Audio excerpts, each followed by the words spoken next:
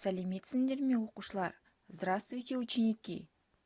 Бүгінгі сабағымыздың тақырыбы «Мен інімді жақсы көремін». Тема сегодняшнего урока «Я люблю младшего брата». Енді балалар, жаңа сөздермен таныс боламыз. Новые слова. Кімді, кого, жақсы көремін, люблю. Шахмат ойнау, играть в шахматы. Әткеншек тебу, кататься на качелях. Велосипед тебу, кататься на велосипеде. Доп ойнау, играть в мяч. А теперь давайте еще раз повторим новые слова.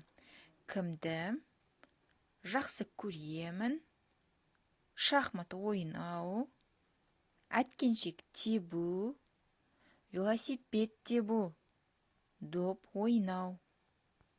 Ребята, открываем 47-ю страницу и прочитаем текст. Мәтінді оқимыз. Мен ағамды жақсы көремін. Я люблю своего брата. Ағам шахмат ойнайды. Брат играет в шахматы. Мен әпкемді жақсы көремін. Я люблю свою сестру. Әпкем әткеншек тебеді. Сестра катается на качелях. Мен інімді жақсы көремін. Я люблю своего младшего брата. Інім доп ойнайды. Младший брат играет в мяч. Мен қарындасымды жақсы көремін. Я люблю младшую сестру. Қарындасым велосипед тебеді.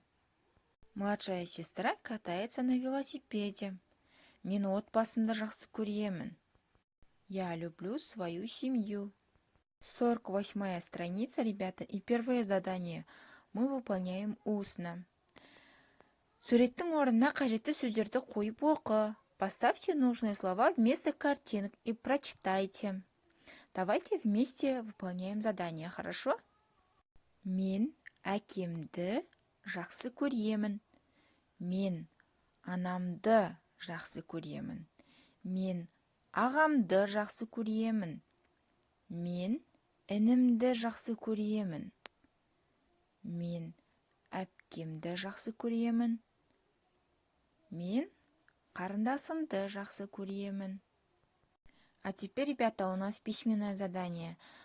Выполняем в тетради. Второе задание, 49-я страница. Поставьте нужные слова вместо картин и напишите в тетради. Здесь у нас есть образец, да? Посмотрите. Менің ағам шахмат ойнайды. Бұл жерде бізде қажетті сөз ағам. И дальше пишите в тетради. Так и продолжаем.